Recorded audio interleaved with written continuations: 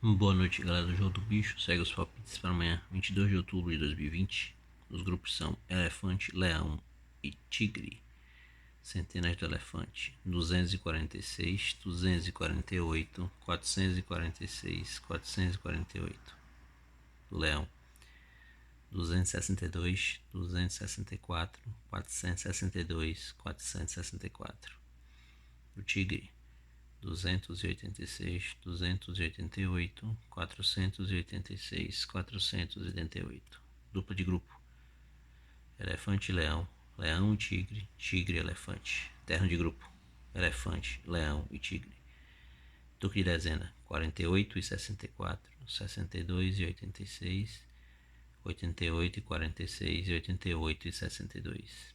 Terno de dezena: 48, 64, 86, 62, 86, 48, 88, 46, 64 e 88, 62, 46. Milhar combinada: 4.286. Algumas milhares: 5.288, 2.486, 7.464, 9.262, 5.446, 9.248. Bom, galera, esses são os palpites para amanhã. Espero acertar muito. Quem gostou, se inscreve no canal para ajudar mais o canal. Boa noite, boa sorte, bons jogos.